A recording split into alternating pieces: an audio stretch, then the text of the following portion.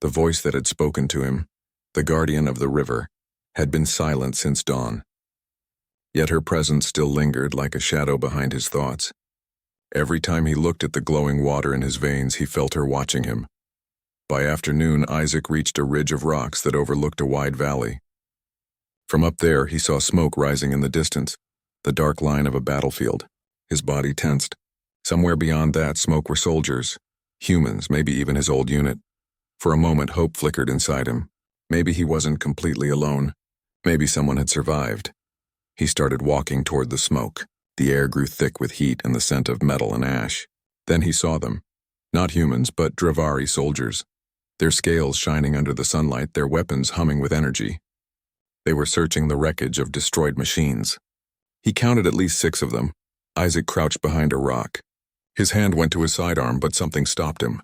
The river's voice was faint, calm, and whispered in his mind. "Do not kill, Riverborn." Not yet, he froze. The word echoed. Riverborn. The Dravari patrol was getting closer. Their leader, a tall creature with silver scales, barked orders in a deep, rumbling language. Isaac tried to stay quiet, but the sand shifted beneath his foot, making a soft sound. The nearest soldier turned, eyes narrowing. "Human," the Dravari shouted. Blaster fire roared. Isaac instinctively raised his hand. But instead of being hit, the air around him shimmered, and the energy bolt stopped. They hung frozen midair, bright blue light suspended inches from his chest.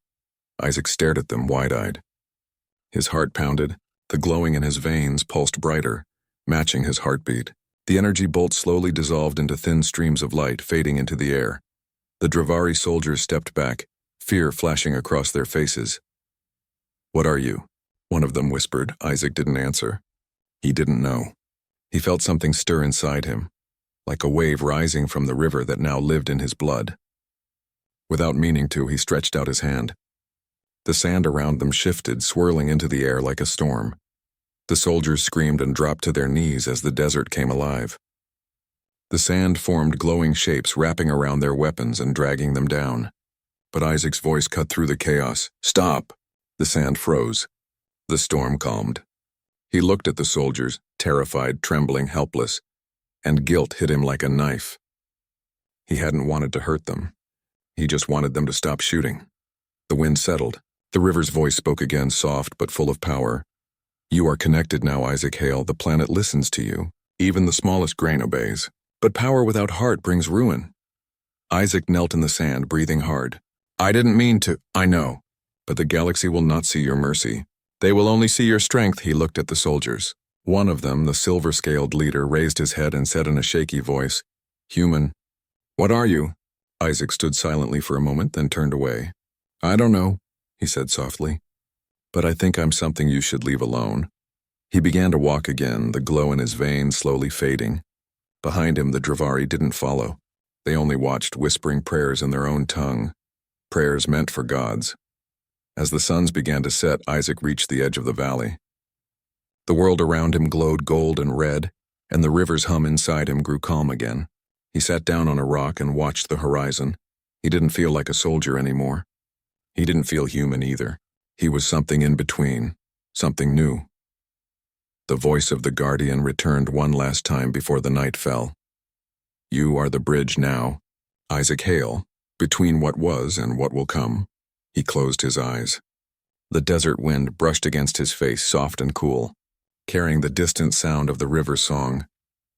And for the first time since the war began, Isaac felt peace, even if only for a moment. The twin suns of Kesher had almost set when Isaac found shelter in the ruins of an ancient stone temple. Its walls were half buried in sand, its pillars cracked and carved with strange glowing symbols. The air inside was cooler, heavy with the scent of age and forgotten prayers. He sat down beside one of the pillars, resting his back against it. His body felt strong, almost too strong, as if the blood running through his veins was no longer his own. But his mind was heavy with confusion. Every time he closed his eyes, he saw flashes of lives that were not his, 1,000 memories flowing like a storm through his thoughts. He saw tall beings of light walking across the stars. He saw worlds rise and fall, rivers glowing with the same blue light that now pulsed beneath his skin. And he saw something else too, darkness swallowing everything as if the universe itself was forgetting how to breathe. Isaac opened his eyes, gasping for air. "What are these visions?" he whispered. The voice answered softly, like the sound of wind brushing through leaves.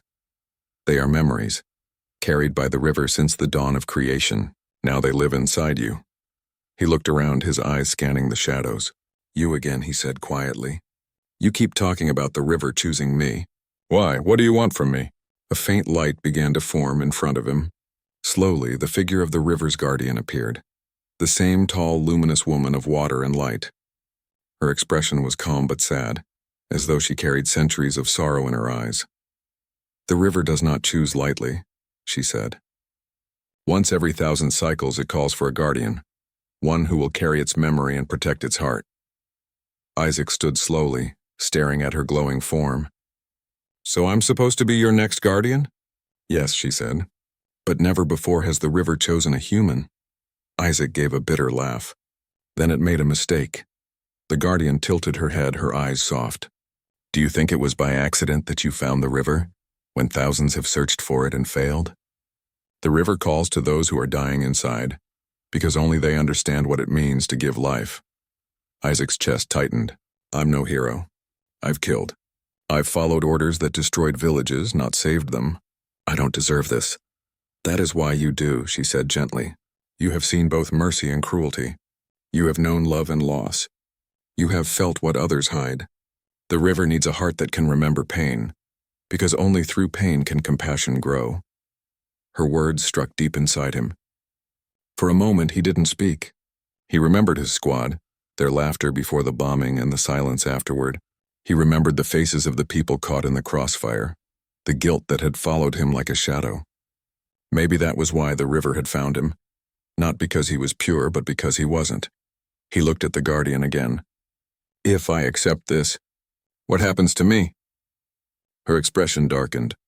"You will no longer walk as you once did. The river's power will grow inside you, and so will its burden. You will feel every wound this world suffers, every tear shed by those who thirst. You will become the memory of life itself." Isaac's voice trembled. "And if I refuse?" The guardian's light flickered, dimming slightly. "Then the river will die, and when it dies, Kezer will follow. Its last living water will vanish, and the planet will become a grave of dust. Millions will perish." Silence filled the temple. The wind outside howled through the cracks in the walls, carrying the sound of sand shifting against stone. Isaac lowered his head. "You're asking me to stop being human." "No," she whispered. "I am asking you to show what it truly means to be one."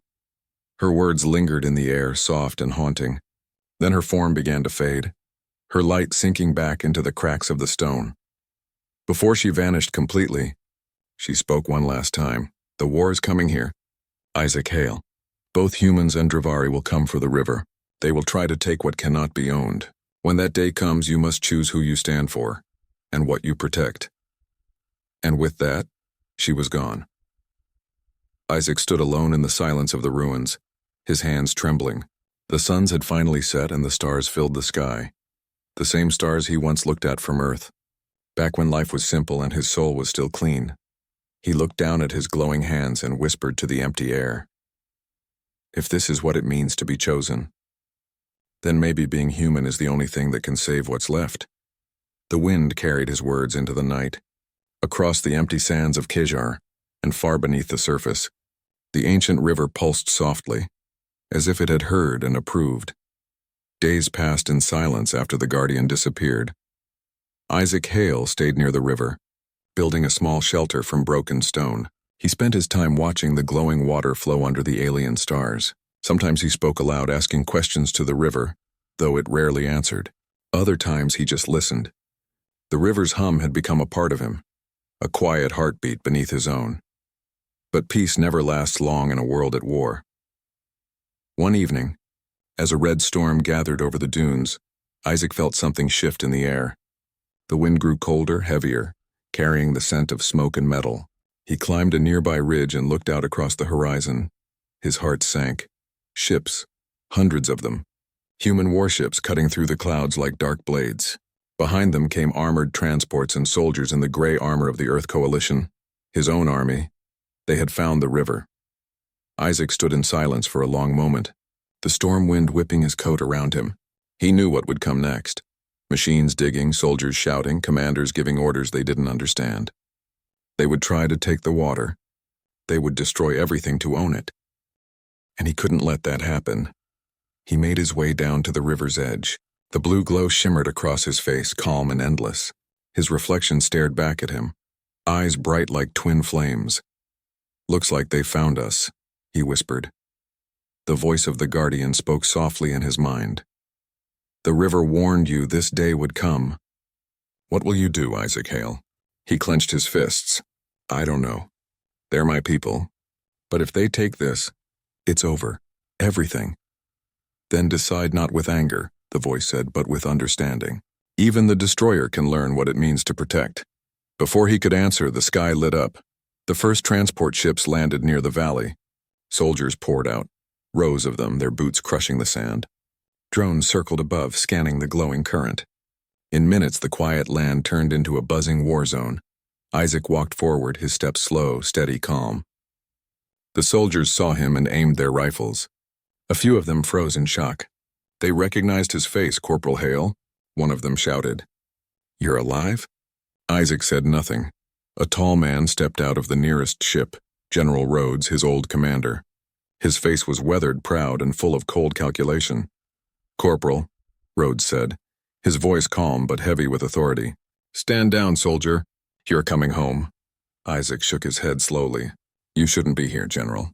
This river isn't ours to take." Rhodes's eyes narrowed. "It belongs to no one." "Which means it belongs to whoever can claim it. That's how survival works, son. Humanity needs this." Isaac's voice was low, almost trembling. "You don't need it. You just want it. There's a difference," the general frowned. "You've been out here too long. You don't understand what's at stake. Billions are dying out there. Earth's oceans are dry. Our people are desperate. If this river can save us, then we'll take it, with or without your help." Isaac took a deep breath. The river inside him stirred, glowing brighter through his veins. "And if taking it means killing what's left of this world, will you call that survival too?" Rhodes's expression hardened. "You're not thinking clearly, soldier." "I'm thinking clearer than I ever have," Isaac said softly. "And I'm done taking orders that kill the living." "Then you've chosen the wrong side." The general raised his hand. Soldiers aimed their rifles. Drones locked on target. The storm above roared like thunder. Isaac closed his eyes. So be it. The air around him changed. The ground began to hum. The river's glow spread across the sand like veins of light. When the soldiers fired, the bullets never reached him. They dissolved into dust before touching his skin. Waves of energy rippled outward, lifting the sand into spirals. The soldiers stumbled back, shouting. Lightning struck the ground, but it wasn't from the sky. It came from him. His voice rose above the storm, full of pain and sorrow. "I didn't want this." "But you leave me no choice." The earth cracked and walls of sand rose to protect the river. The soldiers fell to their knees, blinded by the light. For a brief moment, all sound vanished. Only the hum of the river and Isaac's heartbeat remained. When it was over, the soldiers were gone, pulled back by the retreat signal. Only General Rhodes stood, his eyes wide with shock. He stared at Isaac like he was seeing something not human. "What are you?" he whispered. Isaac's glowing eyes met his. "Something you created, and something you can't control." Then he turned away, walking back toward the river as the storm calmed behind him. That night, as the rain fell softly over the desert, Isaac knelt beside the water, trembling with exhaustion. The guardian's voice came again, full of quiet pride. "You chose life even when faced with death. The river remembers that, Isaac Hale." He closed his eyes, tears mixing with the rain. "Then I'll protect it, even if it means standing against my own kind." The river glowed brighter, as if it understood. And far beyond the clouds, the warships retreated, their fires dimming into the distance. But Isaac knew they would come again. Humans always did. The storm had passed, but the air still carried the smell of burning metal. The river shone faintly beneath the clouds, like a soft blue wound in the dark land. Isaac Hale stood on the riverbank, his armor cracked, his hands trembling. Every breath felt heavier than the last. He had fought against his own people. He had stopped them, but at what cost? All around him the ground was scarred. Machines lay broken, soldiers had fled, and silence covered the valley like a thick blanket. The river still sang softly, its glow calm and forgiving, but inside Isaac's chest something new had awakened, something hot, powerful, and dangerous. The mark on his neck pulsed with light, stronger than before. Each time it glowed, he felt the river's energy inside him, flowing through his veins. It was no longer just a mark, it was a bond. A piece of the river's soul had joined with his. At first he had feared it. Now he feared what it was turning him into. That night, Isaac sat by the fire, staring into the flames. His reflection flickered in the glow, part man, part light. His eyes no longer looked fully human. The guardian's voice whispered in the back of his mind, soft as wind. "The river has chosen you, Isaac, but power is not a gift. It is a test," he frowned. "A test of what?" "Of your heart. The same power that can heal can also destroy. It depends on the will that guides it." Isaac clenched his fists. "I don't want to destroy anything. But they'll come back. They always do. How do I stop them without losing myself?" "By remembering why you fight. Not for hate, not for revenge, but for life." He looked down at his hands, the light fading slowly under his skin. For the first time he realized he wasn't fighting against humanity. He was fighting for it. For what it could still become. For what it had forgotten. The next morning, the sound of engines broke the silence. Drones returned, circling above the valley. Isaac didn't move. He just watched as more ships appeared over the horizon, bigger ones, heavier with weapons. And at the center of the fleet, a new figure arrived. She stepped out of a ship dressed in white armor lined with gold. Commander Alara Voss, the general's second in command. Her reputation was cold but fair. A woman who believed in purpose above orders. When she saw Isaac standing alone near the river, she didn't draw her weapon. She just walked toward him, her boots sinking into the sand. "You're the one they're calling the ghost of the desert," she said quietly. "You turned back an entire battalion." Isaac said nothing. She stopped a few feet away. "The general says you've lost your mind, that you've gone native. But I see something else. You're afraid." He met her eyes. "Afraid of what?" "Of yourself," she replied simply. For a moment, neither of them spoke. The wind moved softly across the dunes, carrying the river's hum between them. Then she said, "You could come back, Hale, help us study it. Control it. You could save lives." Isaac shook his head. "No one controls life. We either protect it or we destroy it." Her jaw tightened. "You're not giving me much choice." "Neither did your general," Isaac said quietly. She sighed, raising her weapon. "Then forgive me." But before she could fire, the ground trembled. A wave of light erupted from the river, rising high like a wall of water. It spread around Isaac, forming a shield of pure energy. The soldiers behind Alara stumbled back, shielding their eyes. Alara lowered her weapon, stunned. "What are you?" Isaac stepped forward, his voice deep and steady. "I'm still human. Just not the kind you remember." The energy around him pulsed like a heartbeat. The mark on his neck glowed so bright that even the river's light dimmed beside it. "Go," he said softly. "Before this power decides for me." Alara hesitated. For a moment she looked at him, not as an enemy but as something she didn't understand. Then she gave a small nod and signaled the retreat. As the ships lifted into the sky again, Isaac dropped to his knees. The glow around him faded slowly, leaving him pale and shaking. His body burned with pain. He could feel the power eating away at him, testing his limits. He fell forward, his hand touching the river's edge. The water glowed warmly beneath his fingers. He whispered weakly, "Please, don't let me lose myself." The river answered with a soft hum, gentle, forgiving. "You will not be lost, Isaac Hale. The river does not take, it only gives." Tears rolled down his face. He wasn't sure if it was from pain or relief. The light in his chest dimmed, but the warmth remained. He had protected the river again. But deep inside, he knew this peace wouldn't last. Humanity would come again, stronger, angrier, more desperate. And when that day came, he would have to decide once more. Between the power of the river and the heart of a man. The days turned into weeks. The desert winds grew colder, and the river's glow began to fade. The once bright blue light now pulsed weakly like a dying heartbeat. Isaac Hale could feel it. The river was weakening, and so was he. Every night he walked along its edge, whispering to the water, asking for strength. But the river answered less and less. The connection that once burned through his veins now felt faint, Fragile. He knew why. The humans were coming again. The last transmission he intercepted spoke of a massive fleet. Not to study, not to capture, but to erase. They had decided that if they couldn't control the river, they would destroy it. And Isaac, they called him the Anomaly. He stood by the water at dawn, the sky painted in gold and violet. His reflection looked strange, a man with eyes of light, face tired but calm. He had made his choice long ago, but this time it felt final. As the first ships appeared on the horizon, Isaac whispered, "It's time." The Guardian's voice echoed faintly in his mind. "Remember, Isaac, the river gives life, but it also remembers pain. Choose with your heart." He nodded slowly. "I will." The air trembled as the human fleet descended. Fire streaked across the sky, shaking the desert floor. Isaac raised his hands, and the mark on his neck blazed with light. The river responded instantly. Great walls of water and energy surged upward, forming shields around the valley. The first wave of bombs hit, but they dissolved into mist before they could reach the ground. Isaac stood like a mountain, unshaken. But then a single ship broke through, smaller, faster, and landed near the riverbank. The hatch opened and Commander Alara Voss stepped out. Her face was pale, eyes filled with something that wasn't hate this time.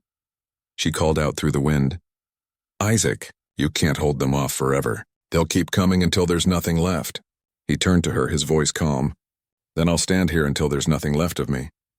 She took a few steps forward, lowering her weapon. "You don't understand. The river is spreading across the system. Our sensors picked it up. Whatever you've become, it's changing everything." Isaac's expression softened. "Then maybe that's the point." Alara shook her head, stepping closer. "No, they'll destroy the planet to stop it. You can't let that happen." The ground shook violently as explosions echoed in the distance. The river began to surge, glowing brighter than ever. Isaac could feel its energy rising like a storm inside him. He looked at her with quiet sadness. "I can stop them. But if I do, I won't be here when it's over." Her eyes widened. "What do you mean?" "I'll have to become part of the river. Completely. That's the only way to protect it and to let it live through me." Alara's voice trembled. "You'll die," he smiled faintly. "No, I'll just stop being me." For a moment, she didn't speak. Then she stepped forward and touched his arm. Her touch was warm, human, a reminder of what he still was. "You don't have to do this alone." Isaac looked at her hand, then at her eyes. There was something in them, not duty, not command, but care. Maybe even love. It had been so long since he'd seen that look directed at him. "I already am alone," he said softly. She shook her head. "Not anymore." But before she could say more, the sky split open. The final wave of fire rained down from orbit, enough to burn the entire valley. Isaac turned to the river, his heart pounding. He whispered, "Forgive me." Then he stepped into the water. The river erupted with light. It rose high into the air, swallowing the fire, the ships, and the sky itself. A blinding surge of energy spread in all directions, washing away the sound of war. Alara shielded her eyes, crying out his name. "Isaac!" When the light faded, the world was quiet again. The ships were gone. The desert was calm. The river flowed gently, glowing brighter than ever, but Isaac was nowhere to be seen. Alara fell to her knees beside the water. She touched it with shaking hands, whispering through tears, "You kept your promise." A gentle ripple moved across the river, and she heard his voice, soft, carried by the wind. "Protect it for me." "For all of us," she smiled through her tears. "I will." As dawn broke, the first flowers began to bloom along the river's edge, tiny blue petals glowing like stars. Life was returning to the desert, and far below the surface, where light and memory became one, the river whispered a new name into the current, Isaac Hale, the guardian of life, the man who drank from an ancient river and became its eternal heart. The night sky above Kejar was painted with 2 dying suns and 1,000 silent stars. The world was broken, a dry red desert stretching endlessly to the horizon. Once, long ago, this planet had oceans and forests. Now only sand remained. The wind howled like an old ghost, carrying dust and memories of things long gone. Corporal Isaac Hale walked alone through that endless desert. His uniform was torn, his face covered in dust and dried blood. His water pack was empty. His lips were cracked, his throat burned, and his mind screamed for rest. But he kept walking. He was human, and humans did not stop until they were dead. He had been part of the Earth Coalition's army, one of the thousands sent to fight over Kejar's hidden treasures. Rumors said the planet had something powerful buried beneath it, an ancient source of life itself. Every species wanted it, the scaled Dravari, the insectoid Veth, and the humans. All of them fought and bled for it. No one had ever found it. Until now, Isaac didn't know how long he had been walking. The bombing had destroyed his unit's camp, and the blast had thrown him far into the wasteland.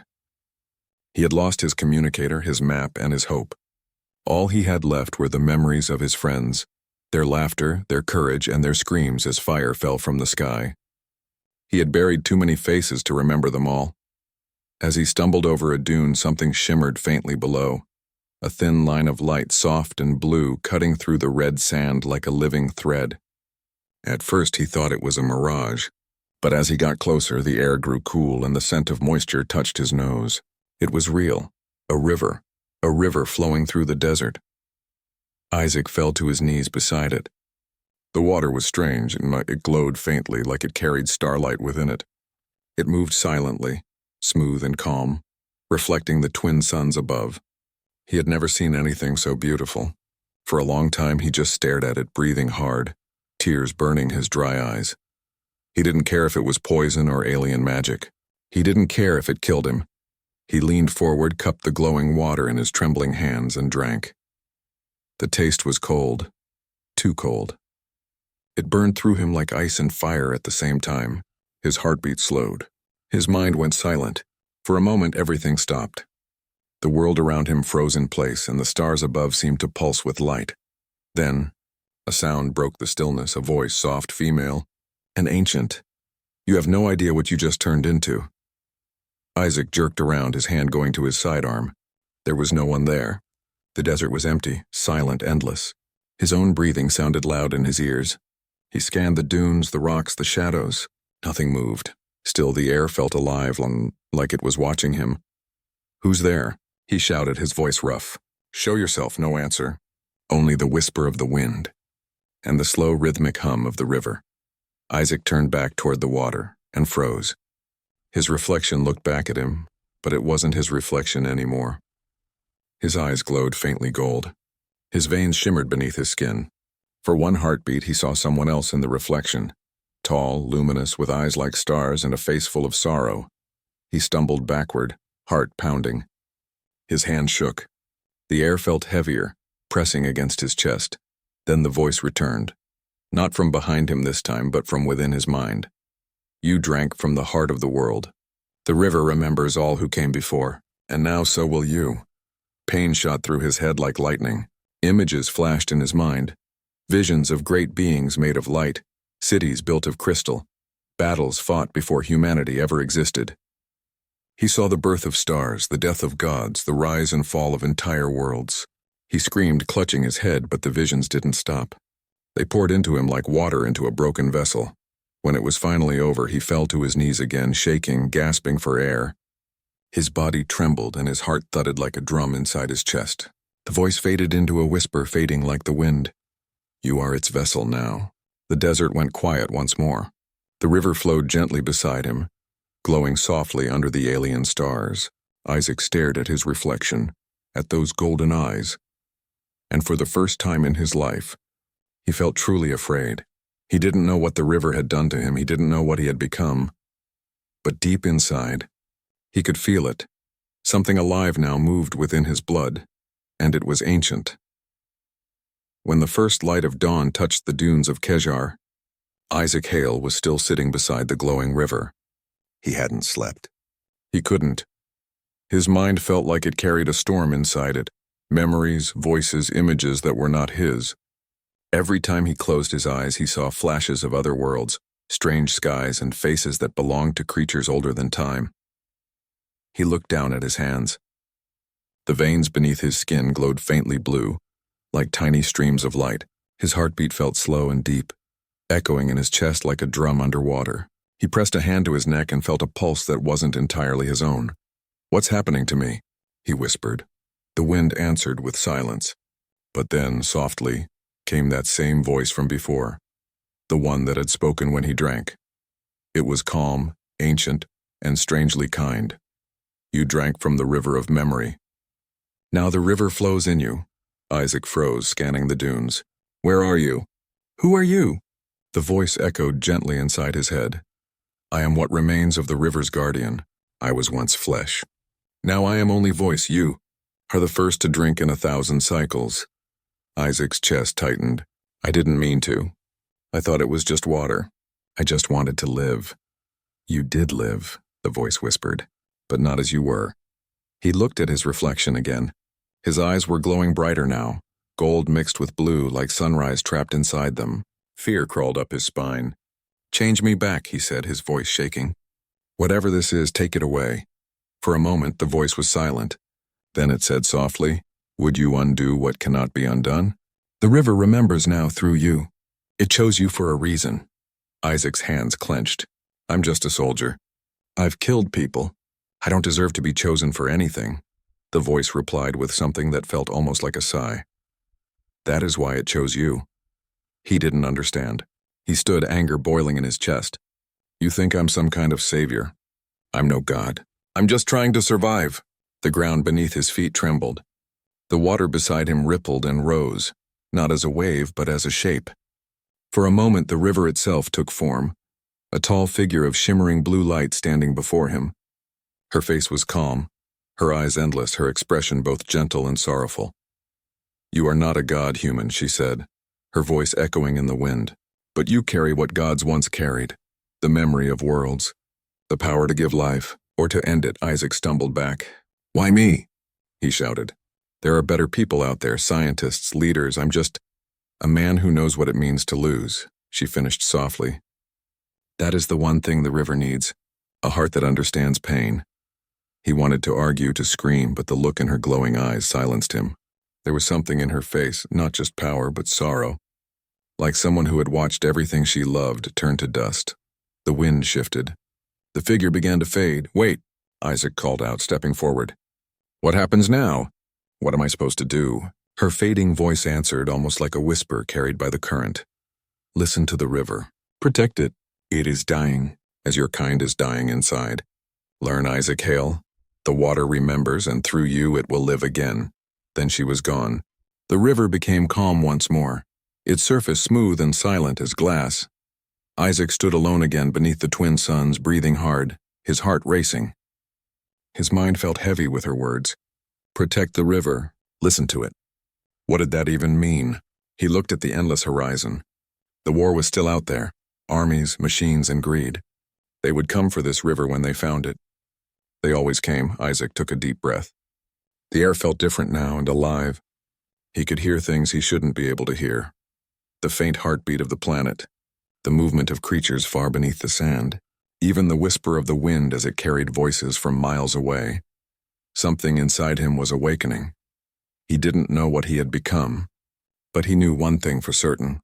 The moment he drank from that river, his old life had ended, and whatever he was now, the galaxy would soon find out. The desert stretched endlessly in every direction, a sea of golden dust under the burning suns. Isaac Hale walked slowly, each step heavy with thoughts he couldn't understand. The world looked different now. Every grain of sand seemed alive, whispering to him in a language older than sound. He didn't know how to explain it. It was like he could feel the world breathing. He could sense the life beneath the dunes, small creatures crawling through the earth, roots stretching toward hidden water. Every heartbeat of the planet echoed softly inside his own chest.